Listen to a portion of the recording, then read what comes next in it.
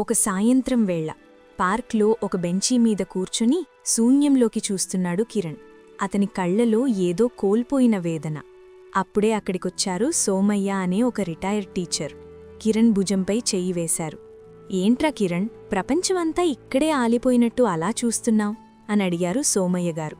కిరణ్ నిట్టూరుస్తూ, అంతా అయిపోయింది తాతగారు. 2 ఏళ్లు కష్టపడి చదివాను. నేను కన్న నా కల ఒక్క క్షణంలో ముక్కలైపోయింది. ఇప్పుడు నా దగ్గర ఏమీ మిగల్లేదు అన్నాడు భారంగా. సోమయ్యగారు నవ్వి, ఒక్క నిమిషం నా మాట విను, నీకో చిన్న కథ చెబుతాను అంటూ మొదలుపెట్టారు. చూడు బాబూ, ఒకప్పుడు మన పక్క ఊరిలో రామప్ప అని ఒక గొప్ప శిల్పి ఉండేవాడు. అతను 6 నెలల పాటు తిండి నిద్ర మాని ఒక అద్భుతమైన పాలరాతి విగ్రహాన్ని చెక్కాడు. అది ఒక దేవతామూర్తి. దాని రూపం చూస్తే ప్రాణమున్నట్టు ఉండేది. ఆ ఊరి జాతరలో దాన్ని ప్రతిష్ఠించాలని అందరూ ఎదురుచూస్తున్నారు. చివరి రోజు ఆ విగ్రహానికి ఆఖరి మెరుగులు దిద్దుతున్నాడు రామప్ప. ఎంతో గర్వంగా ఆ విగ్రహాన్ని చూసుకున్నాడు. కాని దురదృష్టవశాత్తు విగ్రహాన్ని కదుపుతున్న సమయంలో రామప్ప కాలు జారింది. అంతే, కళ్ల ముందే ఆ భారీ విగ్రహం నేలకేసి కొట్టుకుని 10ల సంఖ్యలో ముక్కలైపోయింది. ఆ శబ్దం విని ఊరంతా చుట్టు చేరింది. అందరూ అయ్యో పాపం అన్నారు. రామప్ప 6 నెలల కష్టం మట్టిపాలయ్యిందని జాలిపడ్డారు. కాని రామప్ప మాత్రం ఏడవలేదు, ఎవరినీ తిట్టలేదు. మౌనంగా ఆ విరిగిన ముక్కలను ఒక్కొక్కటిగా చేతుల్లోకి తీసుకున్నాడు. అతని కళ్లలో నిరాశ లేదు, ఒక కొత్త ఆలోచన మెరిసింది.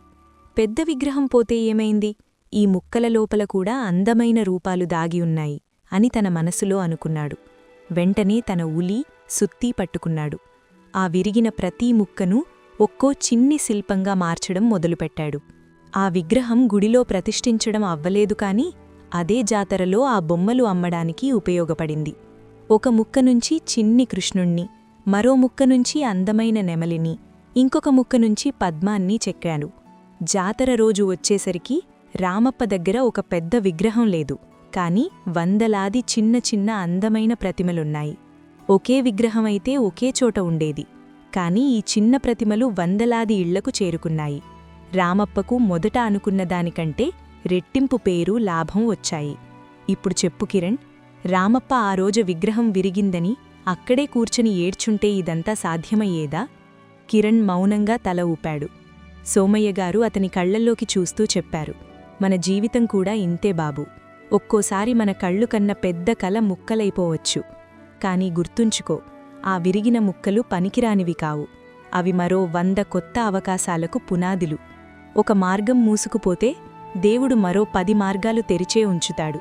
కావాల్సిందల్లా ఆ ముక్కల్లో కొత్త రూపం చూడగలిగే ఓపిక, నమ్మకం మాత్రమే. కిరణ్ కళ్లలో ఇప్పుడు నీళ్లు లేవు, ఒక కొత్త ఆశ మెరుస్తోంది. మెల్లగా లేచి నిలబడి, నిజమే తాతగారు, నా ప్రయత్నం ఇక్కడ ఆగదు, కొత్తగా మొదలవుతుంది అంటూ ముందుకు సాగాడు.